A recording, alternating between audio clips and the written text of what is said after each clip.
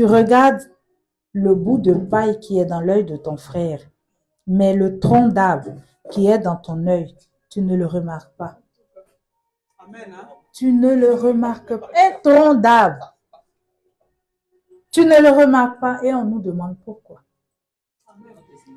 Aujourd'hui, on ne va pas s'accentuer, on ne va pas zoomer sur notre frère.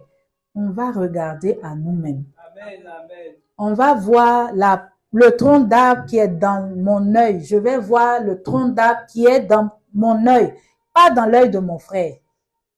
Parce que assurément, si tu as réussi à enlever le tronc d'arbre, tu verras mieux. Amen. Amen. Amen. On veut aller en eau profonde et on va regarder à nous-mêmes. On va regarder à nous-mêmes. Est-ce que tu te connais?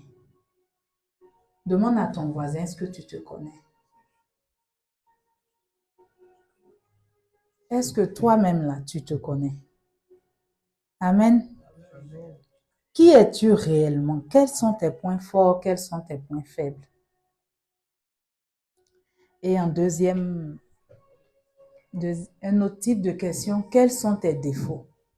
Ça, quand on pose la question, on marque toujours un temps de réflexion, réfléchir. Non, ça, je ne peux pas dire, ça, je peux dire. Ça, c'est quand c'est toi-même. Mais quand on te dit, quels sont les défauts de ta sœur? Ah là, ça c'est une bonne question parce qu'on va énumérer, on va citer, mais aujourd'hui, il n'est pas question de ton frère ni de ta sœur. Il est question de toi. Quels sont tes défauts? Connais-toi toi-même et tu pourras aider l'autre. Amen. Amen. Le psaume 139 au verset 23 nous dit, « Sonde-moi, ô Dieu, connais mon cœur. Éprouve-moi et connais mes pensées. » Telles sont les pensées d'un homme tel il est. Est-ce que tu te connais? Se connaître, c'est le travail de toute une vie. Parce que des fois, on se dit, je ne pensais pas que je pouvais réagir comme ça. Je ne pensais pas que, parce que on a l'impression que tu te découvres sous un certain aspect. Nous allons voir l'histoire d'une personne et nous allons tirer des conclusions. L'objectif, c'est le temps qui nous est imparti pour aborder ce thème qui arrive à son terme, mais le terme n'est pas fini. Aller en eau profonde, ce n'est pas le thème d'un mois. En réalité, c'est quelque chose qu'on doit continuer à travailler. Amen. Amen. Nous allons aller dans le livre d'Exode au chapitre 2.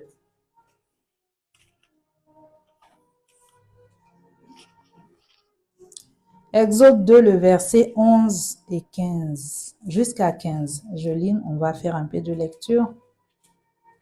En ce temps-là, Moïse, devenu grand, se rendit vers ses frères et fut témoin de leurs pénibles travaux. Il vit un Égyptien qui frappait un Hébreu d'entre ses frères. Il regarda de côté et d'autre, et voyant qu'il n'y avait personne, il tua l'Égyptien et le cacha dans le sable. Verset 13. Il sortit le jour suivant, et voici deux Hébreux se querellaient. Il dit à celui qui avait tort, « Pourquoi frappes-tu ton prochain ?» Et cet homme répondit, « Qui t'a établi chef et juge sur nous? Penses-tu me tuer comme tu as tué l'Égyptien ?» Moïse eut peur et dit, « Certainement la chose est connue. » Verset 15. Pharaon apprit ce qui s'était passé et il cherchait à faire mourir Moïse. Mais Moïse s'enfuit de devant Pharaon et il se retira dans le pays de Madian où il s'arrêta près d'un puits. Amen. Voilà l'histoire de Moïse. Tant que Moïse ne s'est pas retrouvé dans la scène où il est en train de voir les difficultés du peuple d'Israël, il ne pouvait pas réaliser qu'il était capable de commettre un meurtre. Peut-être si on lui demandait, « Es-tu criminel ?» Il va dire, « Ah non, pas moi. » Et puis, on nous dit, Moïse devenu grand. Il se retrouve dans une scène où il se dit, quand on lit au verset 12, on nous dit, regardant d'un côté et de l'autre, sans justice, rien meurtre avec préméditation, parce qu'il avait l'intention de tuer déjà. C'est pour cela qu'il regardait de part et d'autre. Est-ce que quelqu'un ne va pas me voir?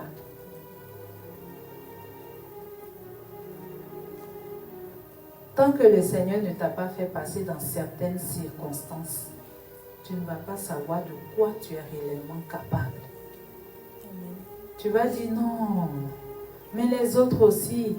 Aujourd'hui, j'ai dit on ne va pas voir les autres. On ne va accuser personne. C'est toi. Toi et toi seul. Tu te retrouves. C'est pour cela on dit quand on va se retrouver devant le trône du jugement, on est seul. Tu ne vas pas trouver d'excuses pour dire c'est parce que. On va dire mais toi, qu'est-ce que tu as fait? Qu'est-ce que tu as mis en place pour? Comment tu t'es organisé pour résister? Amen. Comment? Comment tu as dit non? Comment? Tant que tu ne te retrouves pas dans une certaine situation, tu ne peux pas savoir tes points faibles et tes points forts. Joseph, il était avec ses frères et sœurs, mais on le blâmait, on le rouspétait un petit peu, mais il n'était peut-être pas capable de savoir que devant une femme, il avait comme on va dire, la niaque pour dire non, je ne veux pas. Parce qu'il était chouchouté par son père. Peut-être il se disait, tout ce qu'on va me dire de faire, je vais faire parce que. Mais quand il s'est retrouvé dans cette situation, il dit, non, comment pécherais-je contre mon Dieu? C'est non. C'est non. Moïse, quand il s'est retrouvé dans cette situation, il a tué un Égyptien. Et comme un péché entraîne un autre, il a eu peur. Et comme la peur ouvre une autre porte, il s'est enfui. Il a laissé tout son confort, il a laissé toute sa vie qu'il menait, il a laissé ses titres. Il a fui, il est devenu un fugitif. Il est devenu un fugitif. Jacques 1, le verset 19 à 20 nous dit ceci. Nous allons lire. Jacques 1.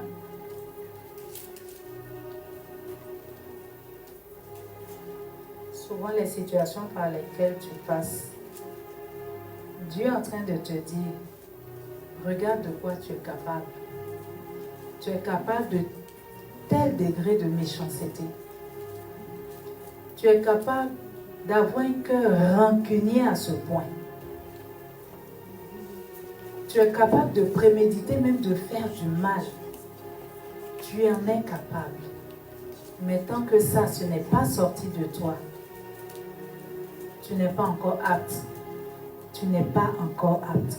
Jacques 1, verset 19 à 20 nous dit ceci.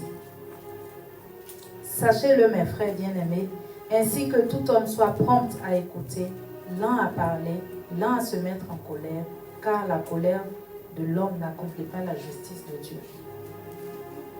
Moïse peut-être ne pouvait pas réaliser qu'il avait beaucoup de colère en lui. C'est parce qu'il a vu comment les autres étaient maltraités. Il a voulu faire sa justice. Souvent, on voit une situation, nous sommes témoins de certaines situations, et puis on tranche dans le vif. On prend position. Mais bien des fois, le Seigneur est en train de nous dire, attention. Attention. Tu es en train de t'ériger en juge. Tu es en train de donner la sentence finale. Tu es en train de condamner. L'homme hébreu lui dit, est-ce que tu as été établi juge sur nous?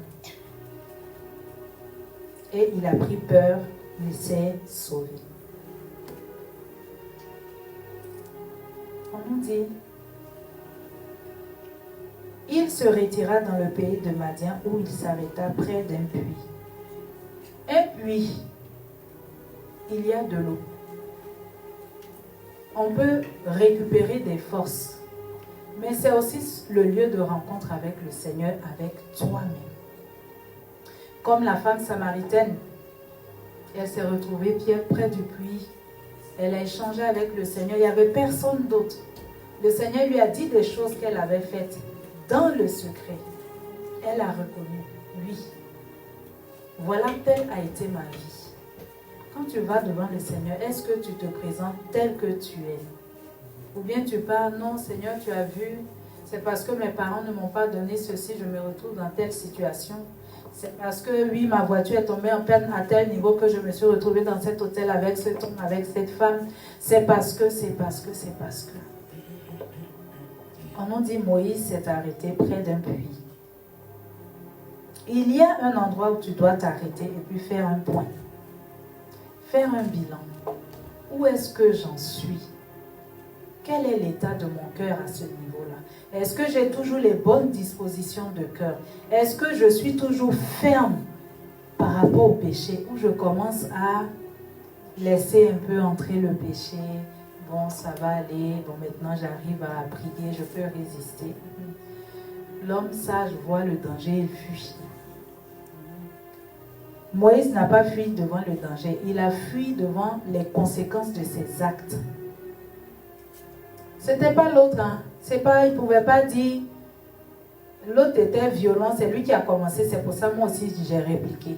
Lui, il a vu une scène et puis il est rentré dedans, il a tranché. En plongée marine, quand on va dans les profondeurs et qu'on a fini de faire les fouilles, on ne remonte pas aussitôt. Notre thème, c'est aller en eau profonde. On va bientôt arriver dans le mois de novembre. On ne va pas dire, youpi, le thème, il est passé, non. On remonte par palier. Tu remontes, tu fais une petite pause. Tout ça pour permettre à ton corps de décompresser. Si tu sors d'un coup comme ça, tu vas mourir. Pareil pour nous. On est allé en eau profonde. On est en train de remonter par palier. Le dimanche dernier, le pasteur nous a dit, regarde, sonde ton cœur, jauge ton cœur. Où en es-tu avec tes émotions? Où en es-tu avec la sagesse et l'intelligence? La sagesse, ce n'est pas de pouvoir tout dire. Mais c'est surtout, en plus de pouvoir trouver des réflexions et apporter des réponses, c'est aussi trouver des solutions. C'est ça être sage. Trouver des solutions. La situation dans laquelle tu es là, qu'est-ce que, après réflexion, tu te dis, bon, si je mets ça en place, avec l'aide de Dieu, je vais y arriver. Ou bien tu attends toujours, priez pour moi, oui, je sens que maintenant je suis en train de changer. Le sage, il s'implique dans la chose. Il n'est pas hors. Il n'est pas hors. Amen. On s'arrête comme Moïse près du puits et puis on va sonder nos cœurs. Dieu dit déjà, tu t'es arrêté, c'est bien. Je vais voir si tu as tiré des leçons du passé. Je vais voir si tu as tiré des leçons de toutes les expériences malheureuses ou bien même heureuses par lesquelles tu es passé. Dieu ne nous enseigne pas seulement quand il y a les difficultés, même quand il y a le bonheur. Même quand quelque chose de bien nous arrive, Dieu veut nous enseigner au travers de cela. On lit dans l'histoire de Moïse, toujours dans Exode 2.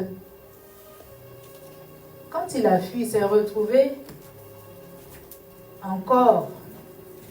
Dieu va te mettre toujours dans la même scène. Dieu est un metteur en scène. Il va toujours te mettre dans la même scène pour voir comment tu vas réagir. Il se retrouve encore près d'un puits. Et puis il voit des jeunes filles qui viennent faire boire le bétail. Et puis cette fois-ci, il y a d'autres personnes qui viennent rabrouer un peu les jeunes filles. Là. On va voir l'attitude de Moïse. Exode 2, toujours le verset 17. Les bergers arrivèrent et les chassèrent les jeunes filles. Alors Moïse se leva, prit leur défense et fit boire leur troupeau. Pratiquement même situation, mais la réaction était différente. Est-ce que tu tires des expériences, comme certains diraient, des conseils de ce par quoi tu passes? Ou bien c'est un palmarès de succession sans leçon tirée. Cette fois-ci, il n'a pas tué.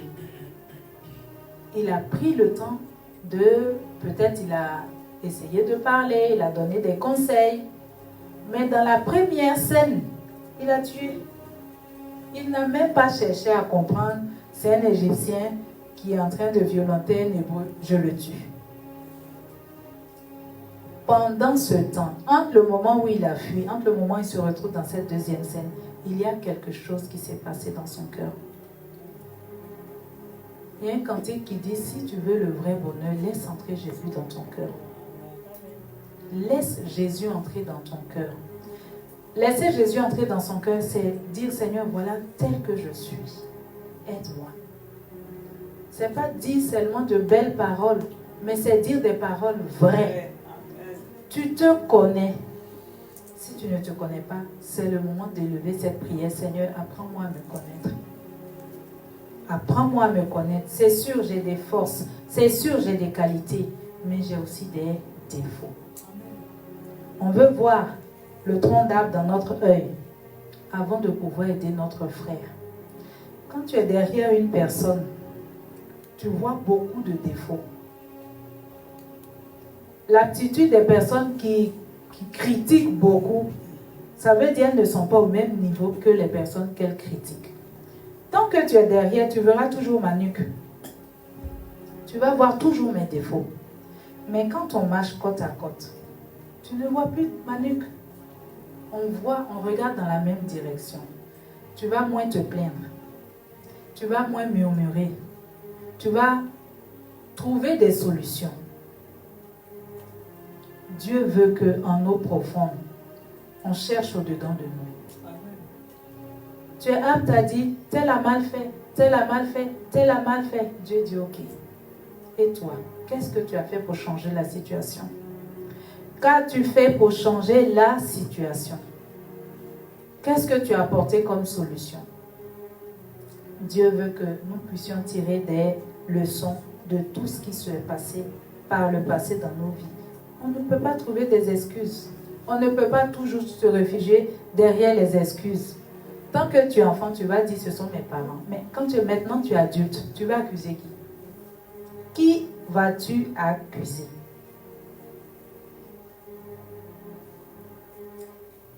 Le Seigneur a laissé le temps à Moïse de réaliser qui il est, de tenter d'apporter des solutions.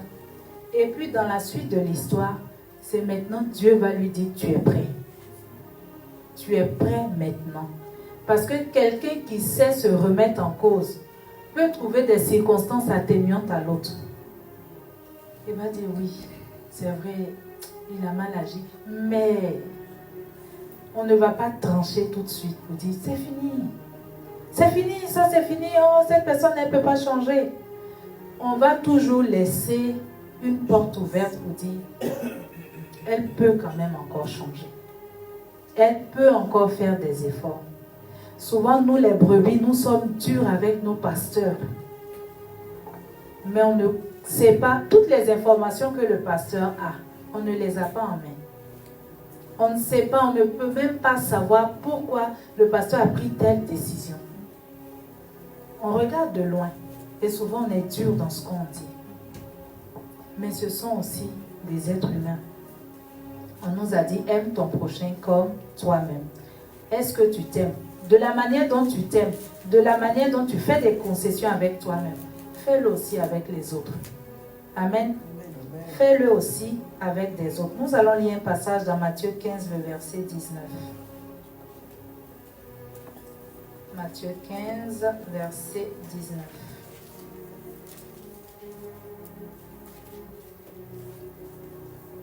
Car c'est du cœur que viennent les mauvaises pensées, les meurtres, les adultères, les débauches, les vols, les faux témoignages, les calomnies.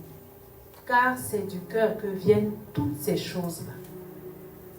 Donc, une personne qui ment, elle ne va pas trouver l'autre pour dire, mais oui, tu m'as mis dans telle situation, c'est pour cela que beaucoup trouvent des prétextes. Mais la Bible nous dit, c'est du cœur que viennent. Tu as un cœur, j'ai un cœur. C'est de cette source-là que viennent toutes ces mauvaises choses. L'homme bon tire des bonnes choses du bon trésor de son cœur. Si ton cœur est guéri, il va en sortir de bonnes choses. Mais tant que le cœur est malade, tu vas toujours trouver des choses. Ah non, il y a ceci qui ne va pas, il y a ceci qui ne va pas, il y aura toujours quelque chose qui ne va pas aller. Remets-toi toi-même en question. Va devant Dieu et demande l'aide de Dieu. Seigneur, c'est de mon cœur que viennent de telles convoitises, de la jalousie. Si aujourd'hui je te dis, cite-moi 2 défauts, 2 de tes défauts, je suis sûre qu'il y en a qui vont réfléchir. Qu'est-ce que je peux dire? Mais si je dis, cite les défauts de tes parents, ou de ton épouse, pour ceux qui sont mariés, ou de ton époux, ah ça, tout de suite, sans réflexion, on va citer. Et on va citer beaucoup de choses. Mais Dieu dit, c'est du cœur de l'homme que viennent toutes ces mauvaises pensées.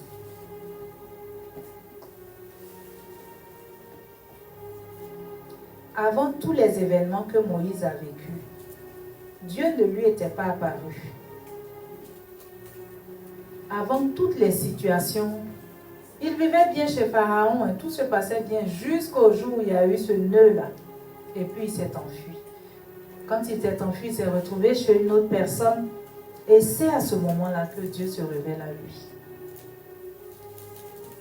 Souvent, Dieu cherche l'opportunité de capter notre attention. On court. Je dois travailler, c'est bien. Je dois me marier, c'est bien. Je dois faire les enfants, c'est mieux. J'ai même mon entreprise, c'est bien. Dieu dit, mais à quel moment je vais attraper cette personne-là et puis échanger face à face avec elle? Il y a des situations, ce ne sont pas toutes les situations, il faut savoir discerner. Il y a des moments dans notre vie où Dieu nous dit, pose-toi. Amen. Pose-toi. Pose-toi. C'est à ce moment-là que tu vas en eau profonde. Amen. Il faut que moi-même j'essaie de sonder ma vie. Qu'est-ce qui ne va pas? Dieu dit, voilà, maintenant j'ai toute ton attention. Je peux te parler maintenant. On nous dit dans le chapitre 3 d'Exode, je ne vais pas tout lire, l'histoire est longue, je vais résumer par moment. L'ange de l'Éternel apparaît à Moïse dans un buisson. Il lui parle. Il regarde le buisson qui... Il y a le feu, mais ça ne se consume pas. Il dit, mais tiens, ça, il faut que j'aille regarder de plus près. Et puis, Dieu, pendant qu'il est focalisé sur le buisson qui ne se consume pas, il entend la voix de Dieu maintenant lui parler. Il entend la voix de Dieu lui parler. Moïse, Moïse. Et de ce que je lis dans ma Bible, quand Dieu appelle, on ne répond pas oui. Ce n'est pas un oui que Dieu attend. Dieu attend, me voici. Amen. Quand Dieu t'appelle, ce n'est pas oui Seigneur. Non. On dit, me voici. Le me voici donne la distance entre toi et Dieu. Vous êtes proches. Me voici. Je suis là. Parle-moi. Dieu ne parle pas fort. Dieu parle toujours dans un doux murmure. Quelqu'un qui murmure, si tu n'es pas à côté de la personne, tu ne vas pas entendre ce qu'elle dit. Autant Dieu reprend dans le secret, Dieu aussi parle dans le secret. Amen. C'est pour cela qu'on a besoin d'être vraiment concentré sur Dieu pour entendre ce qu'il nous dit. Quand Dieu dit à Moïse, voilà ce que je vais faire au travers de toi, parce qu'il regarde à son expérience passée, il dit, Seigneur, moi je ne peux pas. Et puis, il se lance dans un dialogue avec Dieu. Il dit ses limites. Seigneur, il y a ceci, Seigneur, il y a cela. Comment est-ce que je vais faire? Dieu lui donne toujours des solutions. Mais au final, il ne voulait pas. Il dit, ah Seigneur, choisis quelqu'un d'autre, pas moi. Dieu dit, mais un peu Je paraphrase un peu dans le style, mais tu m'as pris tout ce temps pour venir me dire non. Et souvent, c'est ce qu'on fait avec Dieu. Seigneur, attends, quand je vais me marier, je serai vraiment zélé pour toi. Dieu dit, ok, le mariage arrive. Seigneur, je me suis mariée, attends, quand les enfants vont arriver, Seigneur, les enfants viennent. Dieu, il est patient. Hein? Il te demande, mais tu as dit de te donner le mari, la femme, les enfants sont venus. Et Seigneur, attends, les enfants, il faut qu'ils grandissent un peu. Dieu dit, on nous dit à un moment donné, on est dans le chapitre 14 d'Exode, verset 13. Moïse dit, ah Seigneur, vois qui tu voudras envoyer. Verset 14. Alors la colère de l'Éternel s'enflamma contre Moïse. Souvent, ce ne sont même pas les démons, ils n'ont que faire de ta vie. C'est la colère de Dieu qui s'est enflammée contre toi. Tu vas aller chasser les démons. Tu vas mettre le feu dans leur camp. Tu vas détruire leurs projets. Dieu te regarde. Parce que ce ne sont pas eux. La colère de Dieu s'est enflammée contre toi. Quand tu regardes ton parcours avec tout ce que tu as vécu, tu aurais pu mourir. Tu aurais pu ne même plus être en vie. Mais si Dieu t'a gardé la vie, ce qui veut dire que tu es en sursis. Quelqu'un qui devait mourir et puis bon, son cœur bat encore, lui dit bon, lui laisse encore le temps. Tu as une vie de sursis. Et puis tu dis non, comme je ne suis pas mort, je vais finir mon entreprise là. Dieu dit mais jusqu'à quand? Jusqu'à quand? Pour les jeunes, quand tout va bien, oh j'ai toute la vie devant moi. Souvent un petit grain de sable comme ça. Tu vas te poser. Tu vas faire un bilan, tu vas faire un point. Souvent, c'est dans les difficultés qu'on retrouve Dieu. Seigneur, si tu me sors de cette situation. Ah, Seigneur. La bonté de Dieu. Dieu est bon. Ce n'est pas une phrase banale, mais Dieu est bon. Dieu dit, ok, je vais te sortir de cette situation. N'oublie pas ce que tu me dis. Hein. Combien honorons-nous nos engagements envers Dieu? Tu prends l'engagement là quand tu n'as pas encore, mais quand tu as. Oui, Seigneur, c'est-à-dire qu'il y avait une facture là, il faut que je règle ça. Dieu dit ok. Quand ça commence, elle dit Seigneur, aide-moi encore. Dieu dit mais je t'ai offert le marché, tu as eu l'argent, qu'est-ce que tu en as fait? Qu'en est-il de la promesse que tu m'avais faite? Dieu voit Moïse. Il dit Moïse, c'est toi que j'ai choisi. Moïse dit pas moi, choisis quelqu'un d'autre. Dieu dit c'est toi que j'ai choisi. Le regard de Dieu se porte sur toi, pas sur quelqu'un d'autre. Sur toi, pas sur quelqu'un d'autre. Moïse a dit je ne suis pas prêt. Dieu a dit tu es prêt. Il a dit à telle situation, à tel miracle, si je ne le fais pas, ils ne vont pas croire en moi. Dieu dit ok, qu'est-ce que tu as en main? Il dit Seigneur, j'ai un bout de bois. Le bout de bois, il est frais ou il est sec? En général, il est sec, il est sans vie. Il lui dit, jette le bout de bois. Le bout de bois devient un serpent. Moïse fuit. Moïse ne fuit pas parce que c'était un serpent. Je ne crois pas. Moïse a été élevé dans toute la science égyptienne. Et en Égypte, le serpent représente quelque chose. Moïse avait cette connaissance. Il savait ce que représentait le serpent en Égypte. Il ne pouvait pas rester devant le serpent. Dieu lui a dit, ce que tu as appris par le passé, tu l'as appris. Mais moi, je vais faire quelque chose de nouveau dans ta vie. Amen. Tu ne peux pas avec Dieu t'appuyer sur tes acquis passés seulement pour dire, je vais avancer. Ce n'est pas possible. En eau profonde, il n'y a pas ce sur quoi tu vas t'appuyer. Il n'y a pas des pierres, il n'y a pas des bouts de bois où tu vas t'appuyer pour dire, ah, ici au moins je vais me poser. L'eau, il n'y a rien. C'est le vide autour de toi. C'est le vide autour de toi. Dieu dit, regarde, attrape le serpent. Il a attrapé le serpent pas par la tête, par la queue. En tout cas, pour ceux qui n'ont pas peur des serpents, c'est pas par là on attrape le serpent. On cherche toujours à attraper la tête. Mais lui, il attrape le serpent par là, que le serpent redevient un bois. Si nous avons peur de faire certaines expériences avec Dieu, on ne peut pas aller de l'avant. Des fois, il faut certains miracles dans nous, notre vie personnelle, pour qu'on puisse se lever et puis on va voir le paralytique pour dire, parce que Dieu l'a fait avec moi. Il peut m'utiliser pour faire ça avec une autre personne. Quand on prie, prions pour avoir des miracles. Pas seulement dans la foule, mais même toi personnellement. Seigneur, montre-moi cette chose. Ce n'est pas de l'incrédulité. Les miracles ne sont pas faits pour le fun, non. C'est pour fortifier ta foi. C'est pour enraciner ta foi, pour dire Jésus, ça, c'est pas un homme qui l'a fait, c'est Jésus qui l'a fait. Amen. Amen. Moïse répond maintenant à Dieu, qui suis-je? Si aujourd'hui on te pose la question, qui es-tu? Beaucoup vont dire, je suis PDG, j'ai 10 entreprises, j'ai 1 milliard en banque. Ils vont citer tout ça, mais la question qui tu es, ce n'est pas ça. Excusez-moi, on s'en fout. C'est pas ça. Parce que tes entreprises, tes comptes en banque, tout ça, quand tu meurs, est-ce que tu pars avec?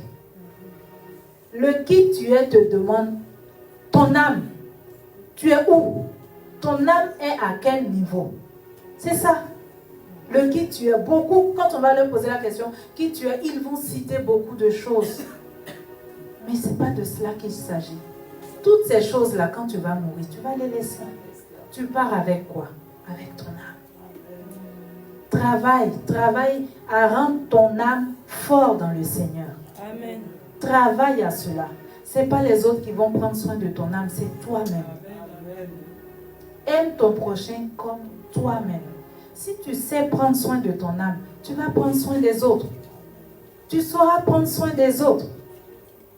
Mais si tu estimes que ton âme peut rester dans un coin là-bas, tu vas avoir du mépris de façon naturelle pour les autres. Parce que toi-même, tu ne t'estimes pas. Toi-même, tu ne t'aimes pas. N'est-ce pas qu'un passage dit « Je suis une créature merveilleuse ». Il y a un passage qui dit « Il y a des personnes qui ne peuvent pas dire cette phrase-là pour elles-mêmes. Elles peuvent le dire pour les autres, mais pas pour elles-mêmes. » Dieu nous demande de travailler sur nous. Ce n'est pas le développement personnel que je suis en train de partager ici avec vous. Non.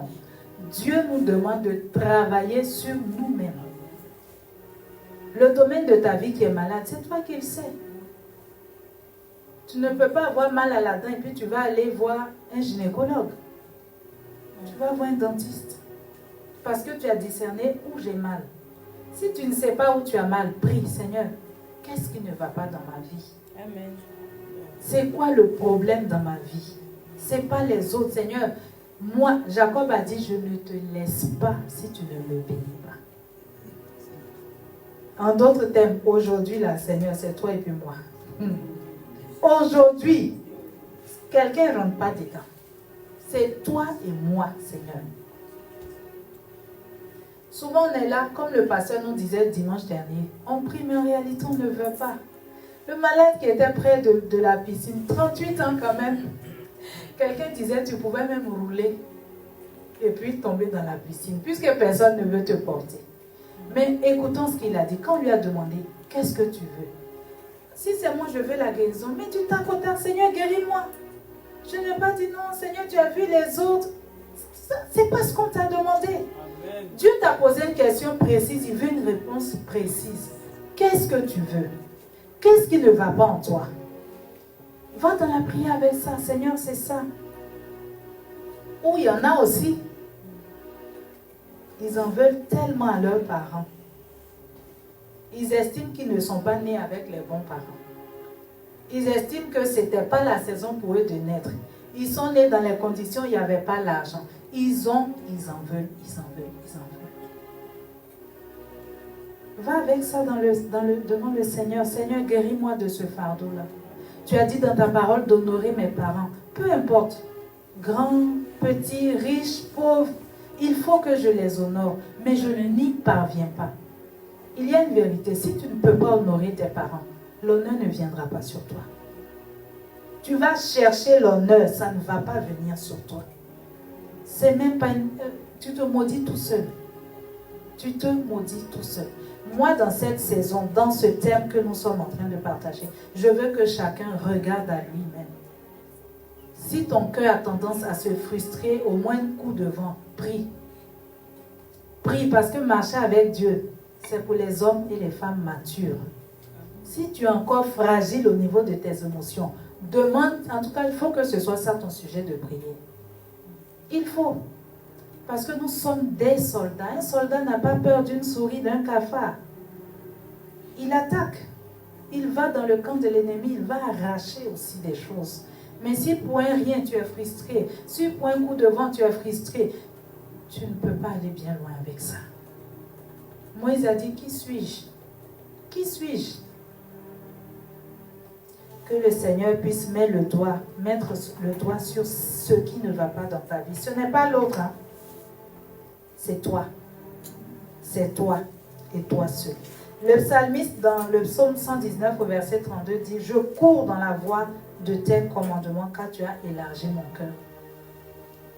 Quand tu as enfermé des choses dans ton cœur s'atrophie. C'est un muscle, il devient petit. Tu ne peux pas faire entrer d'autres choses dedans. Il n'y a que toi dans ton cœur. Rien d'autre ne peut rentrer. Le psalmiste, il dit, je cours parce que tu as élargi mon cœur. Ceux qui font le sport, là, si tu n'as pas le souffle, tu ne peux pas rester longtemps en course. Si tu ne peux pas résister longtemps, tu ne peux pas courir non plus. Amen. La marche avec Dieu, ce n'est pas une marche de 6 mois, de 8 mois. Ce n'est pas un contrat à durée déterminée. C'est un contrat jusque dans l'éternité. Si tu te lasses vite, tu ne vas pas aller bien loin. Si tu t'épuises vite, tu ne vas pas aller bien loin. Si tu te décourages vite, tu ne vas pas aller bien loin. Si c'est ton cas, prie. Amen. Dieu a dit jusqu'à présent, vous n'avez rien demandé. Demande. Demande. Le problème, je ne dirais pas le problème, mais c'est en te frottant aussi aux autres que tu vas acquérir ces choses que tu demandes là. Ce n'est pas seul, quand tu es seul. Quand tu es seul, tout va bien. Personne ne va mal te parler, personne ne va mal te regarder. Mais quand tu es avec les autres, vous allez vous frotter. Il faut qu'on se frotte. La parole de Dieu dit que elle est une épée à double tranchant. Ça veut dire on aiguise le haut et le bas. Pour aiguiser le métal, il faut un autre métal. On n'aiguise pas le métal avec du coton. On va être toujours doux avec toi, papou, maman. Non. Avec le Seigneur, il y a des moments où il va être très dur avec toi. Très, très dur avec toi. Mais Dieu châtie ceux qu'il aime, ceux qu'il estime et considère pour fils. Sinon, tu es un enfant illégitime. Les enfants légitimes n'ont pas la correction. Mais les illégitimes, on les laisse dans le coin là-bas. Amen. Et d'une façon ou d'une autre, Dieu va nous châtier pour nous amener à maturer. Amen. Le psaume 39, le verset 24 nous dit, regarde si je suis sur une voie mauvaise et conduis-moi sur la voie de l'éternité. Regarde si je suis sur la voie mauvaise. Tu n'aimes pas les reproches. Le psalmiste dit, Seigneur, regarde, si je suis sur une voie mauvaise, est-ce que Dieu va descendre pour dire, mon fils, ma fille, tu es sur une voie mauvaise? Non. Il va utiliser ton frère qui est à côté de toi. Il va utiliser ta soeur qui est à côté de toi. Il va utiliser ton collègue, ton patron, pour dire ça. Ce n'est pas bien. Mais si tu n'aimes pas les reproches, ou bien tu te frustres à la première remarque, les gens vont manquer de te dire la chose. Tu ne vas pas t'améliorer. On ne s'améliore pas seulement avec les félicitations, les bravos, tout va bien. On s'améliore aussi avec, regarde ça, tu as mal fait. On s'améliore, on devient excellent avec corrige, reprend, refait, jusqu'à ce que ce soit parfait. Amen. On s'améliore, on se laisse être de l'argile entre les mains de Dieu. On se laisse briser. Des fois, tu t'appuies sur quelque chose. Tu comptes sur quelque chose. Tu te dis avec ça, je suis sûr. C'est moi, on va sélectionner. Et puis à ta grande surprise, c'est pas toi. Dieu choisit là où il va nous casser. Et puis, en général, avec Dieu, on est tous handicapés. Dieu ne prend pas des hommes parfaits. Il a cassé l'emboîture, la hanche de Jacob. Dieu le regarde maintenant. Dieu a de l'humour. Jacob devait marcher penché comme ça. Dieu le regarde et dit, voilà, tu as la bonne forme maintenant. Tant qu'il marchait bien, Dieu dit non, il y a quelque chose en toi qui doit être cassé. Chaque fois qu'il devait marcher penché comme ça, lui et Dieu, ils savaient ce qui s'était passé. Les autres vont te voir, mais qu'est-ce que tu as fait? Tu as fait une chute? Non, ce n'est pas une chute. C'est ma nouvelle démarche. Avec Dieu, on est handicapé. On accepte d'être handicapé. Sinon, on ne peut pas aller loin. Parce que c'est lui, il a dit, tu as marché 40 ans dans le désert. Est-ce que tes chaussures se sont usées? Est-ce que tu as manqué de vêtements? Non. C'est Dieu qui pourvoit. On veut aller en eau profonde. Il faut qu'on regarde à nous-mêmes. En regardant à ces choses, la poutre de ton œil, là, tu vas finir par l'enlever. Et puis, avec les années, on va dire, mais tu as changé. Hein? Il y a quelque chose qui a changé en toi. Mais il y a une chose qui est sûre, la joie. La joie va être toujours là. Parce que tu n'as pas. Tu as toujours Jésus. Ça ne dépendra pas des circonstances autour de toi. Il y a plus de plaisir à donner qu'à recevoir. Tu vas toujours donner avec joie, pas avec contrainte. Le Seigneur veut que dans cette saison-là, chacun regarde au-dedans de lui. Il fasse un point au-dedans de lui. J'arrive sur la conclusion. Apocalypse 3, le verset 18 nous dit, je te conseille. Dieu n'oblige personne. Dieu donne toujours des conseils. Si tu prends, ce qui est bien souvent, même il nous donne le conseil et puis il nous encourage. Choisis ça. Et puis il te dit le bénéfice de ce choix-là. Ça, c'est Dieu. Apocalypse 3, 18 nous dit, je te conseille d'acheter un collier pour oindre tes yeux afin que tu vois. Afin que tu vois. Tu dis, ah mon frère, regarde, il y a la poussière dans tes yeux. Le frère même est étonné parce que toi, le tronc d'arbre dans ton œil, tu ne vois pas. Il dit, achète un collier afin que tu vois. Tant que notre âme est malade, tant qu'on est concentré sur les autres, on ne va pas chercher à guérir notre âme. Or, l'âme, comment je vais imaginer ça? C'est le micro un peu. L'âme est comme un micro. C'est ton filtre. Si le micro est mal réglé, les autres ne vont pas entendre. Ils ne vont pas entendre. L'âme est le filtre de tout ce qu'on est en fait, de tout ce qu'on dégage. Donc si tu es malade, tu vas dégager quelque chose de malsain. Tu vas peut-être au bout d'un moment te rendre compte que tout le monde te fuit. Mais moi, dans mes relations, je commence. Après, il y a un problème, il y a une situation, il y a quelque chose qui ne va pas. Peut-être une séparation, 2 séparations, 3. Ça commence quand même à faire beaucoup. 4. Pose-toi, c'est quoi le problème? C'est quoi le problème? Souvent, pour les personnes qui veulent travailler, elles vont aller vers cet ancien ami pour dire, qu'est-ce que tu me reproches? Là, souvent, on n'aime pas cette question-là. Qu'est-ce que tu me reproches? Et souvent, l'autre, peut-être comment tu vas lui poser la question, va dire, est-ce que je peux réellement te dire ce que je pense? Pas dans l'intention de blesser, mais voilà. Ah, merci. je vais travailler sur ces points-là, je vais travailler. Si tu consens à faire des efforts, assurément, tu atteindras l'objectif. Amen. Mais si tu estimes que j'ai déjà trop fait d'efforts, j'ai beaucoup donné comme ça, c'est aux autres de faire. Tant que tu vas dire que ce sont les autres, quand tu pointes ton doigt comme ça, il y a trois qui sont vers toi. Il y a plus, toi tu as beaucoup plus d'efforts à faire que les autres. Il y a un seul doigt comme ça, mais les autres sont tournés vers toi. Il y a beaucoup d'efforts à faire. Il y a beaucoup d'efforts à faire. Et on ne se repose pas sur ses lauriers pour dire, j'ai atteint ce niveau-là, ouf. Il faut de temps en temps repartir voir. Le pasteur nous rendait ce témoignage le dimanche dernier en disant que j'avais déplacé des bornes. Elle a repris ces bornes et les a placées là où elles étaient.